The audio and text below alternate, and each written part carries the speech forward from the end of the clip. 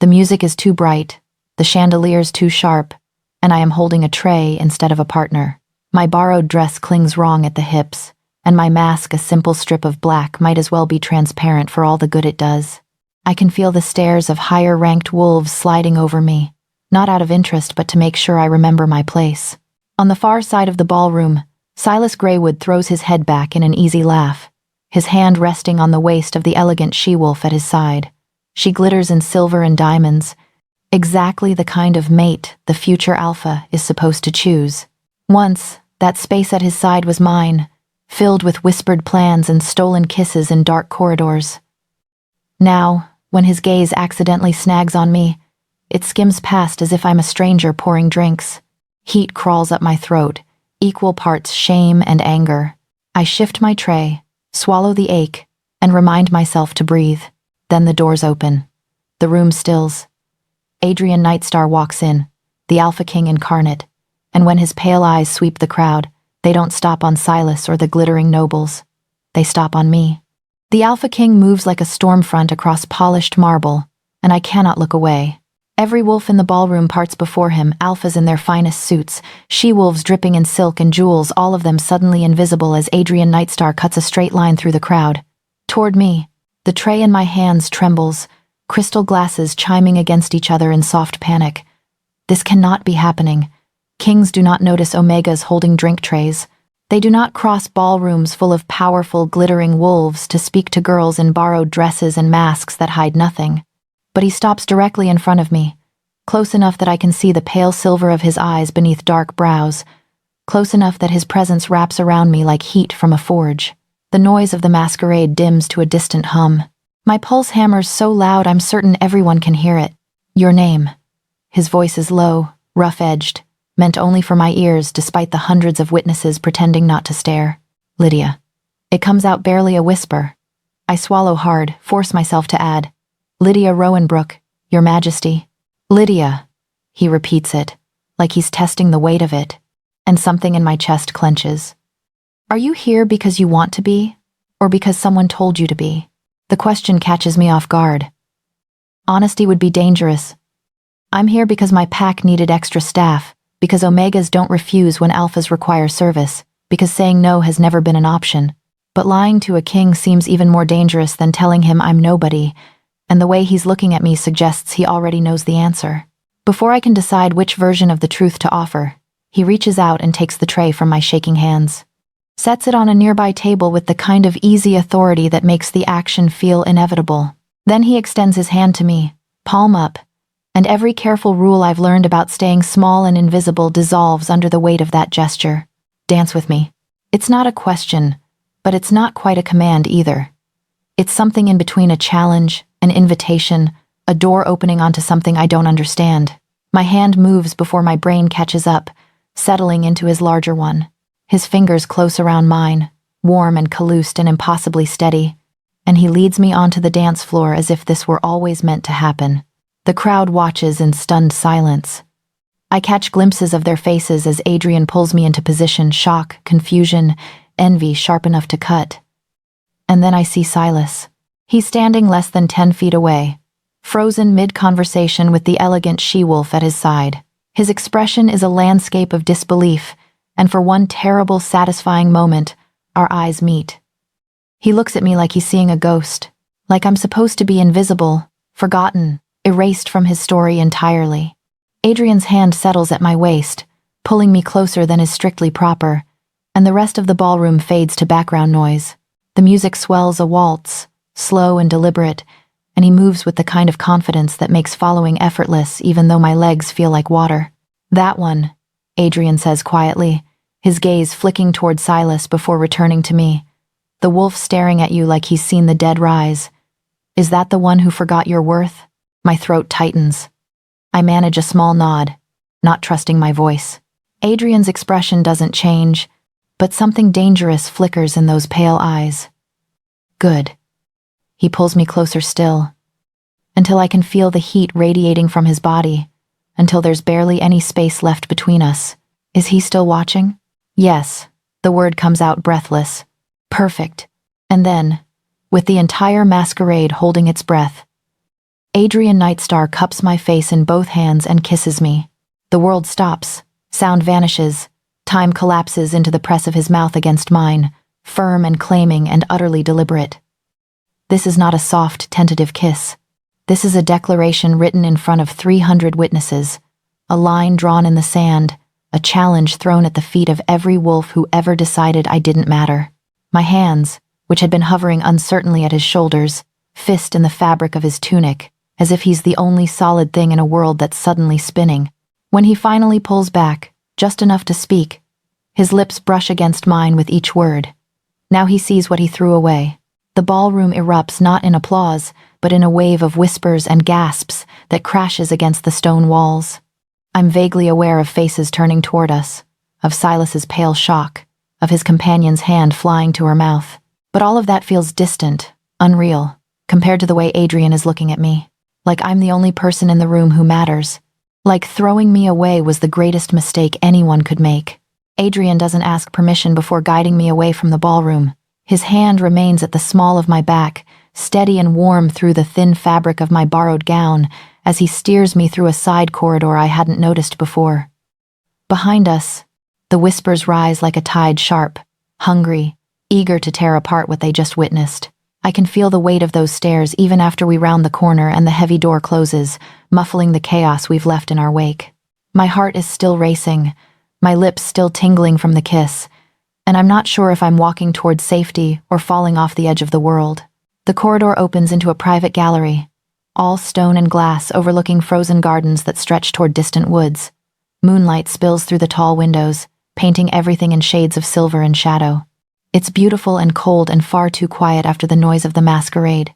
Adrian releases me, stepping back to give me space, and for the first time since he crossed that ballroom, I can breathe without his presence overwhelming every sense. I need to know something, Lydia. His voice is calmer now, but no less intense. Do you want to disappear back into your old life? Pretend tonight never happened, return to your pack, and hope they'll let you fade into the background again? The question lands like a blow. Of course I want that, don't I? The old life was safe, predictable, small enough that I couldn't be hurt too badly because I'd already learned not to expect anything. But even as I try to summon the desire to go back, something in me resists. The truth is, I stopped fitting into that life the moment Silas decided I wasn't worth keeping. Or, Adrian continues, watching me with those unreadable silver eyes, you could step into something new. Stay at my citadel for 1 month. Let us see if what happened in that ballroom was real or just spectacle meant to make a point. I'm an Omega. The words spill out before I can stop them, defensive and raw. Your Majesty, my pack will never allow it. Silas's family, they're powerful, connected to half the council. They'll turn this into a weapon. They'll say I manipulated you, bewitched you, that I'm some scheming. They'll say exactly that whether you stay or leave. He cuts through my spiral with the precision of a blade. The moment I kissed you, you became a matter of interest to wolves who have nothing better to do than protect their fragile hierarchies. Do you understand what that means? I shake my head, though dread is already pooling in my stomach. Adrian moves closer, not touching me but near enough that I have to tilt my head back to meet his gaze. It means returning home won't give you safety, Lydia.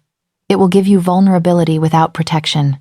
Silas's family will want to control the narrative. Your pack will want to distance themselves from the scandal. And you'll be alone in the middle of it, with no one powerful enough to tell them to back off. The truth of it settles over me like ice water. I've been so focused on the impossibility of staying that I hadn't considered the danger of leaving. Going back means facing whispers and accusations without anyone to stand between me and the wolves who've always seen Omegas as disposable. At least here, with Adrian, there's a chance, however slim, that I won't be crushed under the weight of their judgment. I won't force you, Adrian says, and something in his tone softens. The choice is yours, and it will always be yours. But I'm offering you a month in the citadel. A chance to see if this, he gestures between us, as if the pull in the air is something visible, tangible, is worth the risk. You'll have your own quarters, your own space. I'm not asking you to be my consort or my plaything. I'm asking you to stay long enough to decide what you want, without your pack or Silas's family or anyone else making that decision for you. I stare at him, searching for the trap, the angle, the hidden cost. But all I see is a king who crossed a ballroom to kiss an omega in front of the entire court, who is now standing in a moonlit gallery, offering me a choice instead of a command. It's more than anyone has offered me in years. Why? The question escapes as a whisper. Why me? You could have anyone. Someone highborn, someone who wouldn't cause you problems with the council. Someone forgettable? Adrian's expression hardens. I've had 3 centuries of forgettable Lydia. Wolves who look at me and see a crown, a title, a stepping stone for their ambitions. You looked at me like I was a man. He pauses, and something raw flickers across his face. And when I looked at you, I saw someone who's been told she doesn't matter so many times she started to believe it. I wanted to prove them all wrong. My throat tightens. I should refuse. I should walk away, return to my small life, protect what little peace I've managed to build from the wreckage Silas left behind. But standing here in this gallery, with moonlight turning everything strange and possible, walking away feels more dangerous than stepping forward. At least if I stay, I'll know what I'm facing. At least I'll have made the choice myself. 1 month, I say, my voice steadier than I expected. I'll stay for 1 month. Adrian's expression doesn't change, but something in his eyes shifts relief, maybe, or satisfaction. He extends his hand again, the same way he did in the ballroom, palm up and waiting. Then let's see what happens next, Lydia Rowanbrook. I place my hand in his, sealing a bargain I don't fully understand but can't bring myself to refuse. The Nightstar citadel rises from the landscape like a fortress carved from ancient stone and stubborn will. I arrive in the gray hours before dawn, exhausted from travel and the weight of a decision I'm still not certain was wise. I expected a gilded cage, beautiful rooms designed to keep me comfortable and contained, while Adrian decided what to do with the omega he'd kissed in front of his entire court. Instead, I find a labyrinth that pulses with restless energy, all winding corridors and steep staircases, training yards where wolves spar before sunrise, and towers that disappear into low-hanging clouds. This place was built for war and governance, not decoration, and something about its brutal honesty makes it easier to breathe than the perfumed halls of the masquerade. A steward named Marcus meets me at the main entrance, a lean wolf with silver threading through dark hair and eyes that assess without judgment. He leads me through corridors lit by torches and narrow windows, pointing out the great hall, the council chambers, the kitchens that feed hundreds. When we reach my quarters, I half expect a closet with a cot. Instead, he opens the door to a modest but genuinely beautiful room. Stone walls softened by tapestries, a bed piled with quilts, a fireplace already crackling with warmth, and a window overlooking the eastern woods. His Majesty thought you'd prefer privacy to luxury, Marcus says, setting my single bag on a carved wooden chest. If you need anything, pull the cord by the door. Someone will come. He treats me with polite professionalism, no thinly veiled disdain, no pointed questions about what an omega is doing in the king's citadel. It's such a stark contrast to what I expected that I almost don't know how to respond. I manage a quiet thank you, and he nods before leaving me alone with my thoughts and the strange reality of where I've landed. Adrian doesn't smother me with attention in the days that follow. He doesn't parade me through the citadel or demand my presence at meals or treat me like a prize to be displayed. Instead, on the second morning, he finds me in the library, a massive space I'd discovered while exploring, and offers me something I never expected. Work. I need someone I can trust to oversee a project, he says, leaning against a shelf while I stand awkwardly near a table stacked with old territorial maps. The archives and living quarters for omegas and lower-ranked staff have been neglected for years, maybe decades. I want them reorganized, inventoried, and I want a report on what you find. I blink at him. You're asking me to do what you're good at, he finishes. You worked with records and systems in your PAX administration, didn't you? This is the same, just larger scale. And more important, the fact that he knows that detail about me, that he's bothered to learn it, sends a strange warmth through my chest. But it's the trust implicit in the offer that really stuns me. He's not giving me busy work to keep me occupied. He's giving me access to the hidden machinery of his kingdom. So I begin. The archives are housed in the lower levels of the citadel, rooms that smell of dust and old paper and years of being ignored. I spend hours sorting through records, employment rosters, housing assignments, incident reports that were filed and then apparently forgotten. The deeper I dig, the more patterns emerge, and none of them are good. Names crossed out with no explanation of where those wolves went. Omegas relocated from decent quarters to crumbling sections of the outer walls without cause listed. Injuries dismissed as minor or unsubstantiated despite multiple reports from the same individuals. The living quarters are worse. When I inspect the housing for lower-ranked staff, I find rooms with leaking roofs, broken shutters that let in winter cold, communal kitchens with barely functioning stoves. These wolves serve the citadel, keep it running, and they've been housed like an afterthought. Meanwhile, the guest suites for visiting nobles are immaculate. Adrian's beta finds me one afternoon in a particularly grim section of the servants' wing, taking notes on a door that no longer locks properly. KL is tall and scarred, with dark eyes that miss nothing and a wariness that radiates off him like heat. He watches me for a long moment before speaking. "You're actually doing the work." It's not quite a question, more an observation laced with surprise. Why wouldn't I be? I keep my tone neutral, though my pulse picks up under his scrutiny. Most wolves in your position would be focused on securing their place in the king's bed, not inspecting broken doors in the servants' quarters. His bluntness is almost refreshing compared to the careful politeness I've encountered elsewhere. "I'm not most wolves," I say quietly. "And if Adrian wanted me in his bed, he wouldn't have given me my own room and a project that keeps me in the basement for 12 hours a day." Something that might be approval flickers across Kale's scarred face. "He gave you this work because he trusts your judgment. Don't make him regret it." The warning is clear, but so is the underlying message. I'm being tested, and not just by Adrian. His inner circle is watching to see if I'm another ambitious wolf using an Omega's supposed weakness to manipulate their king, or if I'm something else entirely. That night, alone in my room with firelight casting shadows on stone walls, I spread out my notes and try to make sense of what I've found. The citadel isn't the spotless symbol of Adrian's unified territories that it appears from the outside. It's a place where the powerful are comfortable and the powerless are systematically forgotten. And Adrian has handed me the evidence of that failure, asked me to document it, trusted me to tell him the truth.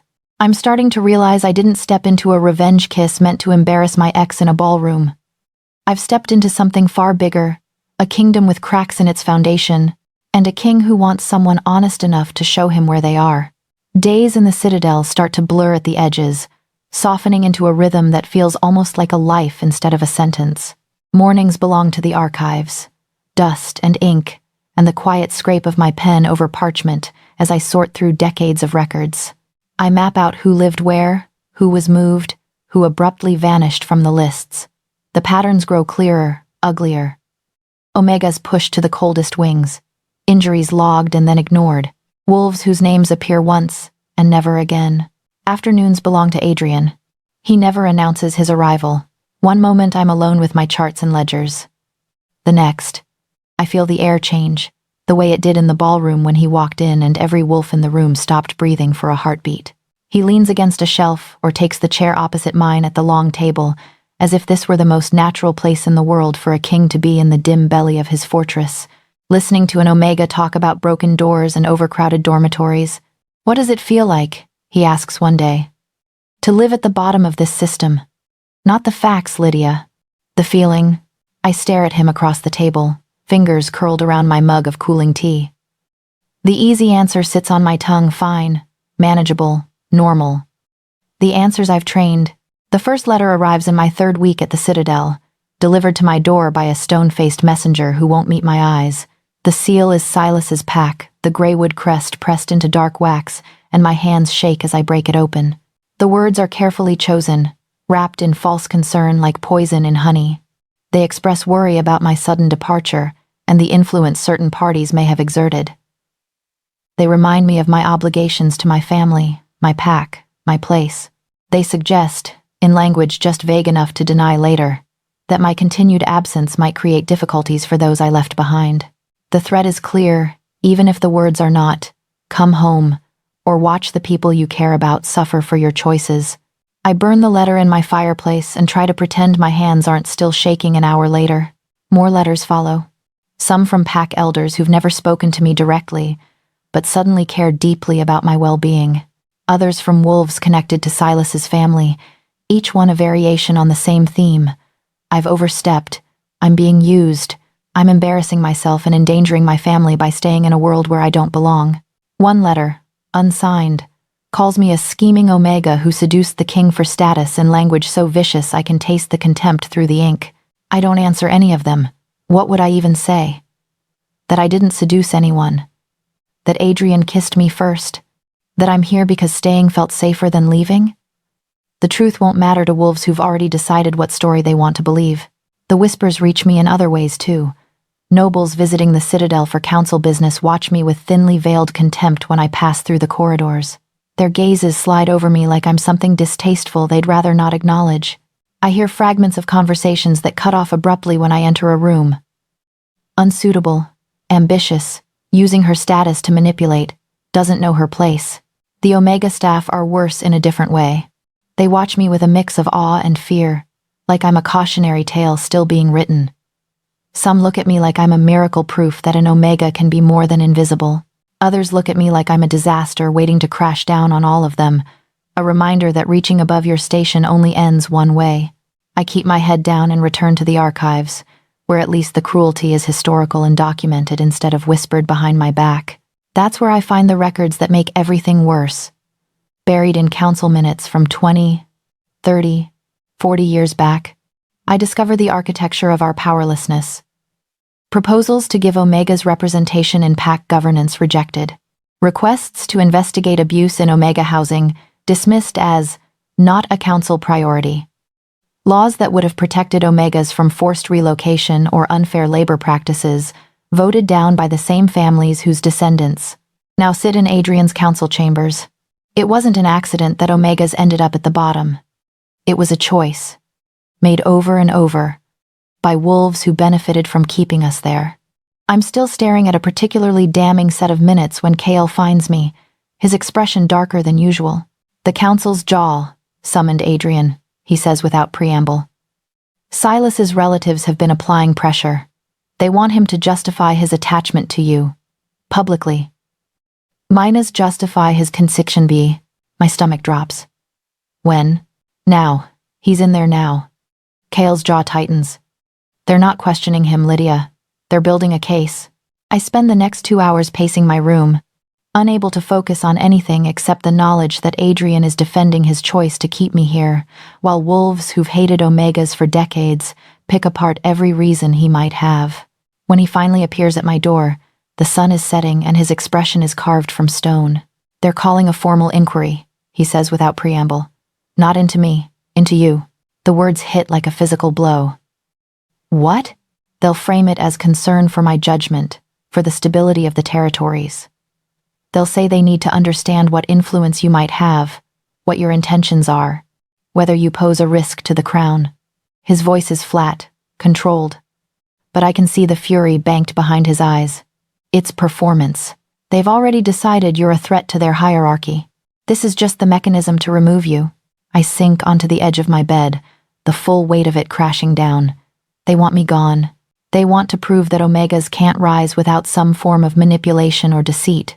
You're not the real target the idea of you is.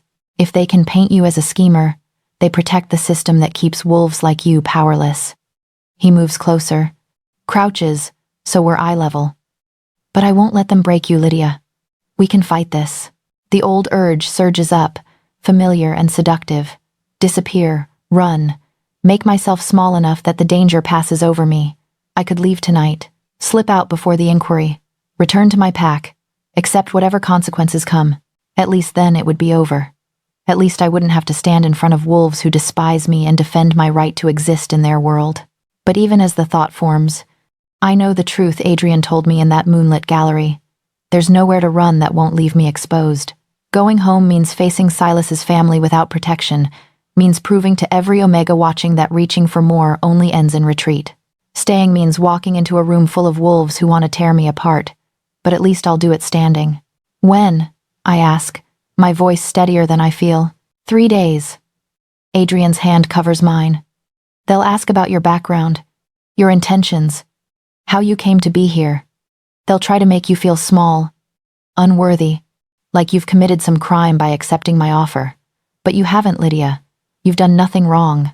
I look at our joined hands, his scarred and strong, mine smaller and shaking slightly, and wonder if believing that will be enough when I'm standing alone in front of the council's judgment.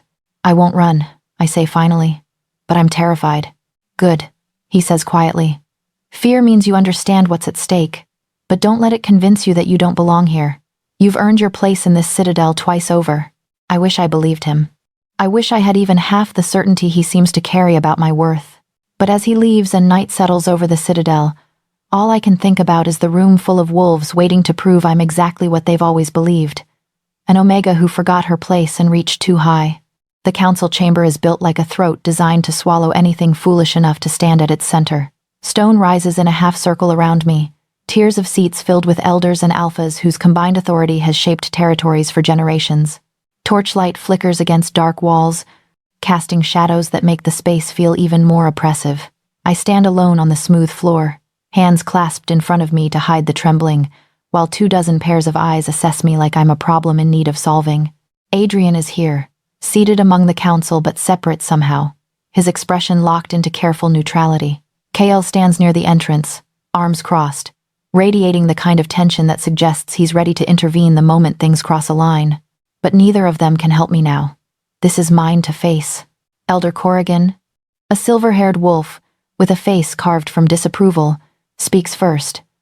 Miss Rowanbrook, thank you for appearing before us today. We have questions regarding your situation. As if my presence in the citadel is some unfortunate accident that needs to be contained. Of course, Elder. I keep my voice steady, even though my heart is hammering against my ribs. Let's begin with the simplest question, he continues, leaning forward slightly.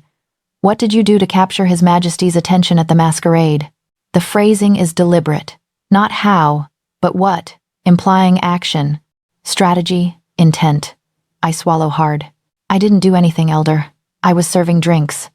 The Alpha King approached me. I didn't seek him out. But surely you must have done something. Another council member interjects, a woman with sharp features and sharper eyes. Kings don't simply cross ballrooms for no reason. There must have been some signal, some indication of interest on your part. I made eye contact, I say slowly. When he entered, I looked at him. That's all. Eye contact. Corrigan's tone drips with skepticism. And you expect us to believe that a look was sufficient to... I'm telling you what happened. I cut in, then immediately regret the interruption when I see his expression harden. Forgive me, Elder, but I can only tell you the truth. I didn't plan anything. I didn't expect anything. He chose to approach me. A younger alpha near the back speaks up, his voice smooth but his intent clear. Did you come to the Citadel seeking power, position? Perhaps you saw an opportunity to elevate yourself beyond your station. My hands clench tighter. I came because I was invited, for 1 month, to see if I falter, unsure how to explain the pull between Adrian and me without making it sound like exactly what they're accusing me of. To see if you could secure a permanent place at the king's side? The sharp-eyed woman finishes for me, and murmurs of agreement ripple through the chamber. To see if the connection was real, I say quietly. That's all. I'm not scheming for position. I'm just trying to understand what this is. And in the meantime, Corrigan says, pulling out a sheet of parchment, you've been given access to sensitive records, housing assignments, employment rosters, incident reports. Have you used this access to influence policy? To push an agenda perhaps sympathetic to your demographic? The word lands like a slap. Demographic. As if Omegas are a political faction instead of wolves who've been systematically pushed to the margins. I've been documenting what I found, I say, and something in my tone shifts. The fear is still there, but it's being crowded out by something hotter. His Majesty asked me to assess the state of Omega housing and lower-ranked staff quarters. I did exactly that. And what did you find? The question comes from a quiet alpha in the 3rd tier, genuine curiosity in his voice. I meet his eyes. Neglect. Patterns of it going back decades. Omegas and low-ranked staff housed in crumbling quarters while guest suites for nobles are maintained immaculately. Injuries reported and dismissed. Relocations forced without cause. Decisions made in these very chambers that systematically removed protections and representation. The murmurs grow louder now. less agreement and more discomfort. I'm not supposed to say this part out loud.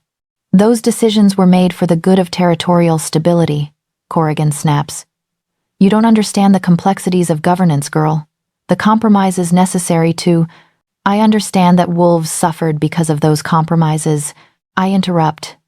And this time I don't apologize. I understand that you decided their suffering was acceptable as long as it didn't touch you. The chamber erupts. Alphas lean forward, voices rising in protest. Someone demands I be removed for insubordination. Someone else calls me an ungrateful Omega who doesn't know her place. The noise crashes over me, but I stand firm, refusing to shrink. Corrigan's voice cuts through the chaos. This is exactly the problem. You've been here mere weeks, and already you presume to lecture this council.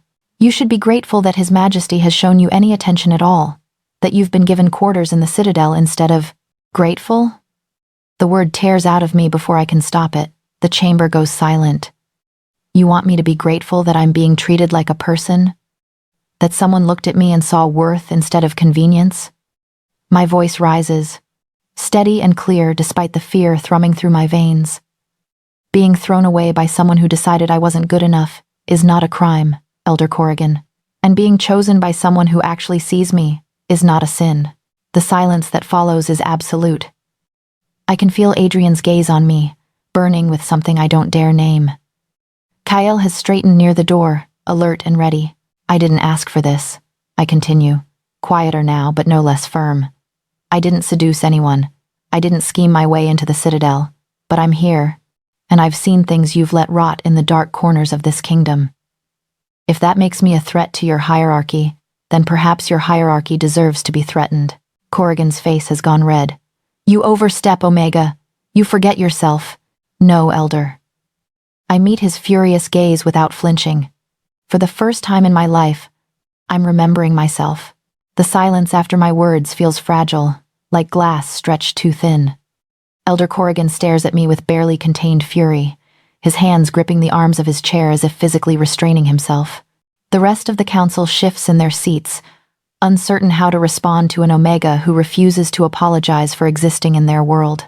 Then Corrigan turns his attention away from me entirely, as if I'm no longer worth addressing directly.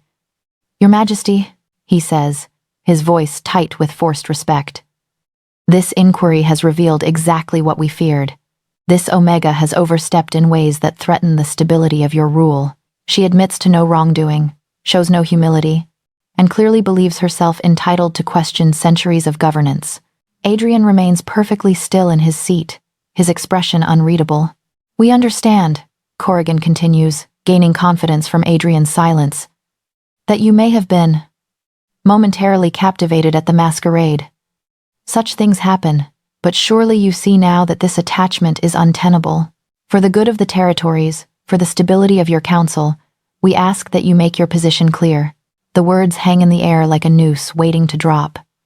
Around the chamber, I see alphas leaning forward, elders exchanging meaningful glances. They think they've cornered him. They think he'll choose the path of least resistance. A younger council member, emboldened, speaks up. A public statement would suffice, Your Majesty. Simply clarify that Miss Rowanbrook's presence here is temporary, that she holds no formal position, that your connection is insignificant in the broader scope of territorial governance. The implications hit me like a physical blow. They're asking Adrian to humiliate me in front of everyone who matters, to reduce whatever is between us to nothing, to prove his loyalty to their hierarchy by throwing me away just like Silas did. The old instinct to make myself smaller surges up. I could save him this choice, could volunteer to leave, could spare us both the spectacle of him choosing between me and his kingdom. But before I can open my mouth, Adrian stands. The movement is unhurried, deliberate, but every eye in the chamber snaps to him. He descends from the council tier with the kind of authority that makes the stone itself seem to yield. He doesn't stop at the edge of the circle, where I stand alone. He steps into it, crossing the invisible line that separates judgment from the judged, power from the powerless. He stops beside me, takes my trembling hand in his. The contact sends a shock through my entire body. I look up at him, barely breathing, and see something fierce and uncompromising in his silver eyes. No, Adrian says, and the single word carries the weight of 3 centuries of rule. I will not distance myself from Lydia. I will not call our connection insignificant, and I will not build a kingdom that requires me to pretend she doesn't matter. The chamber erupts. Voices rise in protest. In shock, in outrage. Corrigan is on his feet, his face dark with anger. Your Majesty, you cannot possibly. This is reckless, the precedent alone. The precedent? Adrian cuts through the noise like a blade. Is that I have spent 300 years compromising with wolves who value hierarchy over justice. I've made peace with alphas who abuse their packs. I've looked the other way while omegas were housed in crumbling quarters and dismissed when they reported harm. I've told myself there would be time later to fix these failures. His hand tightens on mine. Lydia showed me the cost of my patience. She stood in this chamber and spoke truths you've spent decades trying to bury. And you want me to call her insignificant? She's an omega, someone shouts from the upper tier. She has no standing. No, she has my standing, Adrian says, his voice dropping to something quieter and infinitely more dangerous. And if that's not enough for you, then perhaps we need to discuss what this council's purpose actually is. The threat is unmistakable. Alphas who were leaning forward in righteous indignation now sit back, calculating. The balance of power in the room has shifted, and they're trying to figure out which side will cost them less. Corrigan recovers first, his politician's instincts kicking in. Your Majesty, we're merely concerned for your judgment. If you proceed down this path, there will be consequences. Packs who object to this elevation may withdraw their support. The reforms you've proposed will face opposition. There are those who might even question whether I'm fit to rule. Adrian finishes, and there's something almost amused in his tone now. Let them question. Let them withdraw support. Let them obstruct reforms. And let every wolf in these territories see exactly who prioritizes their own comfort over justice. He turns slightly, addressing the full chamber now, but keeping my hand firmly in his. I am not asking your permission to choose Lydia Rowanbrook. I am informing you that I have chosen her. Not as a temporary distraction, not as some political statement, but as the woman I want at my side. If that threatens your hierarchy, then your hierarchy is more fragile than I thought. The words land like stones in still water, ripples spreading outward. I see fear flicker across some faces, fear of change, of lost privilege, of a world where omega voices might actually matter. But I also see something else on other faces. Hope, carefully hidden but there nonetheless. Younger wolves, lower-ranked attendants standing against the walls, even a few of the quieter council members. They're seeing a king willing to stand against the entire establishment for the sake of something real. This inquiry is over, Adrian declares. Lydia has answered your questions with more honesty than you deserved. If you have further concerns about my judgment, you may bring them directly to me, but you will not interrogate her again.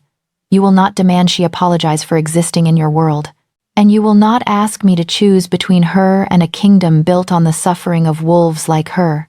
He looks down at me then, and despite the chaos and the watching eyes and the fury radiating from the council, his expression softens. Are you all right? I nod, not trusting my voice. My hand is still in his, and I can feel the steady strength of him anchoring me through the storm he's just unleashed on my behalf. Good, he says quietly, then louder, to the chamber. We're done here. He leads me toward the exit, Kale falling into step behind us as we pass. The council explodes into argument the moment we cross the threshold, voices rising in accusation and calculation and fear. But Adrian doesn't look back, and neither do I. Outside the chamber, in the cool quiet of the corridor, I finally find my voice. You just made enemies of half your council. I made them choose, he corrects. And now I know exactly who I'm dealing with. He still hasn't let go of my hand. We don't speak until we're deep in the citadel's private quarters, far from the council chamber and the corridors where wolves linger to gossip. Adrian leads me to a room I haven't seen before, smaller than his formal study, warmer, with a fire already burning and windows that overlook the darkening forest. It feels personal in a way the rest of the fortress doesn't, like a place he actually lives instead of just rules from. He releases my hand only to pour 2 glasses of something amber from a crystal decanter. When he offers me one, I take it gratefully, letting the burn of whiskey ground me back in my body after floating through the unreality of the past hour. You didn't have to do that, I say finally, my voice rough. Stand with me like that. Make them choose. You could have what? He cuts me off gently. Thrown you to them? Let them tear you apart to preserve peace with wolves who value hierarchy over everything else? He shakes his head. No, Lydia, I couldn't. They'll fight you now. Everything you want to change, every reform, they'll obstruct it all because you chose me. They were already going to fight me. He settles into the chair across from mine, firelight catching in his silver eyes. At least now I know exactly who I'm fighting and what I'm fighting for. The weight of what he's risked settles over me. He stood in front of his entire council and claimed me, knowing the cost, knowing the battles it would spark. And I'm still not sure why, still not sure I'm worth the price he's paying. Lydia. His voice pulls me from my spiral. I need to ask you something, and I need you to be honest. Not careful, not strategic honest. I nod, though my throat is tight. What do you want? He leans forward, elbows on his knees, giving me his full attention.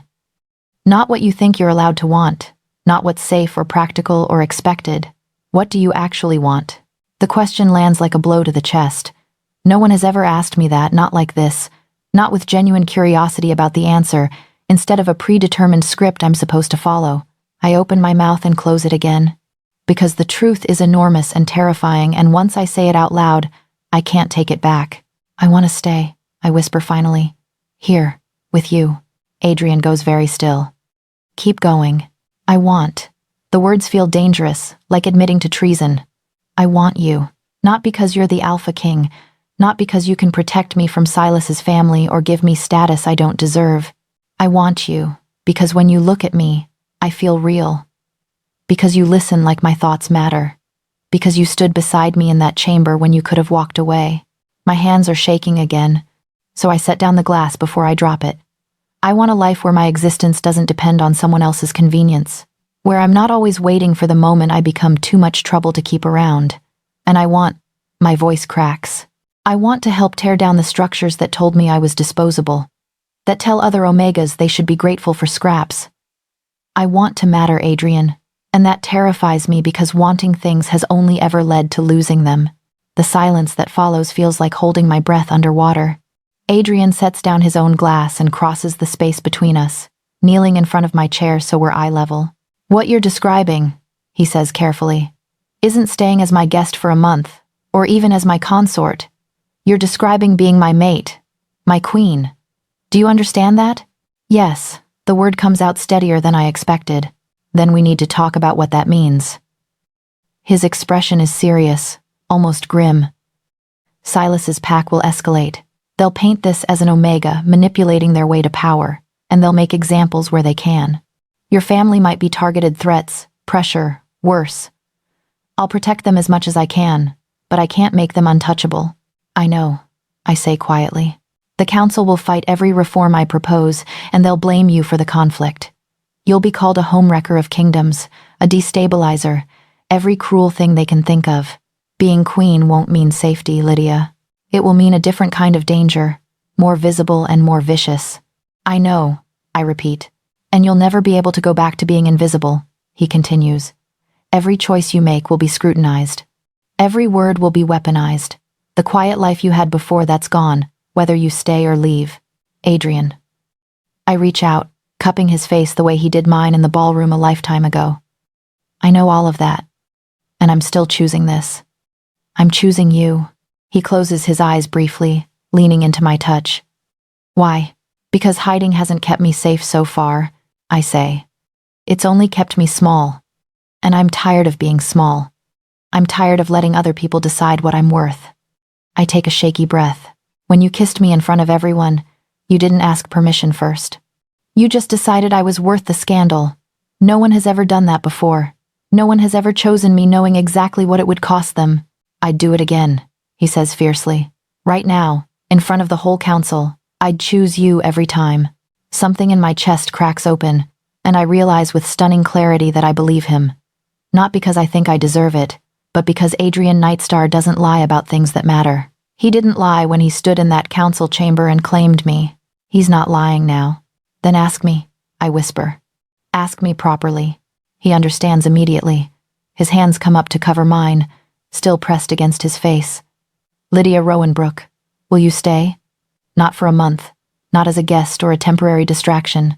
Will you be my mate, my queen, my partner in tearing down every structure that tried to convince you that you were disposable? The answer rises up from somewhere deep and certain, a place that has nothing to do with fear or strategy or what I'm supposed to want. Yes. He kisses me then, and it's nothing like the kiss in the ballroom. That one was a declaration for everyone else. This one is just for us, soft and fierce and full of promises we're both terrified to make but making anyway. When we finally pull apart, Adrian rests his forehead against mine. No going back now. Good, I say. I'm done going back. The great hall of the Nightstar Citadel has never held this many wolves at once. Representatives from every territory fill the space, packed shoulder to shoulder beneath vaulted ceilings and ancient banners that mark centuries of rule. Torchlight turns everything gold and shadow, and the air hums with restless energy, anticipation, anger, hope, fear, all tangled together into something volatile. I stand at Adrian's side on the raised dais, visible to everyone, and try to keep my breathing steady. A month ago, I was holding a drink tray at the edge of a ballroom, trying to be invisible. Now I'm about to be announced as the future queen in front of wolves who've spent their entire lives believing someone like me could never stand here. Adrian's hand finds mine, a brief squeeze of reassurance, and then he steps forward. The hall falls silent with the kind of immediate obedience that comes from 300 years of unquestioned authority. Thank you for gathering, Adrian begins, his voice carrying effortlessly across the crowded space. I've called you here to make 2 announcements that will shape the future of our territories. I can see faces in the crowd, some familiar from the council inquiry, others new. Nobles in fine clothes, warriors in leather and steel, omegas and low-ranked wolves pressed against the walls because there's no room for them anywhere else. And there, near the middle, Silas. His elegant mate stands beside him, but his eyes are locked on me with an expression I can't quite read. First, Adrian continues, I am formally announcing that Lydia Rowanbrook is my chosen mate and will be your queen. The hall erupts. Not in celebration, I didn't expect that, but in a wave of reaction that crashes against the stone walls. Some wolves bow their heads in acceptance or respect. Others stand frozen in shock. A cluster of alphas near the front exchange furious glances, and I can practically hear them calculating how to turn this to their advantage or mitigate the damage. But there are other faces too. Omegas along the walls whose eyes are wide with something that looks like hope. Younger wolves who lean forward, suddenly paying attention to a future that might look different than the past. A few scattered individuals who are openly smiling, as if they've been waiting for someone to crack the hierarchy's perfect facade. Second, Adrian says, and his voice cuts through the noise like a blade. New laws will be drafted and implemented across all territories. Laws that protect omegas and low-ranked wolves from exploitation, abuse, and systematic neglect. Housing standards will be enforced. Incident reports will be investigated properly. And representation will be established so that every rank has a voice in pack governance. Now the furious alphas are on their feet, protests rising. This is madness. You can't upend centuries of tradition the packs will never accept. The packs will adapt, Adrian says flatly. Just as they adapted when I unified the territories, just as they adapted when I ended the territorial wars. Change is difficult, but the alternative is watching this kingdom rot from the inside while we pretend everything is fine. He looks at me then, and despite the chaos and the hundreds of watching eyes, his expression softens. Lydia showed me what I'd been too comfortable to see. That peace built on the suffering of the powerless isn't peace at all. It's just delayed violence. So we're changing it, together. The weight of those words settles over the hall. This isn't just about me anymore. It's about every omega who's been dismissed, every low-ranked wolf who's been relocated without cause, every voice that's been silenced because it wasn't convenient to listen. By claiming me as his queen, Adrian has turned a personal choice into a political revolution.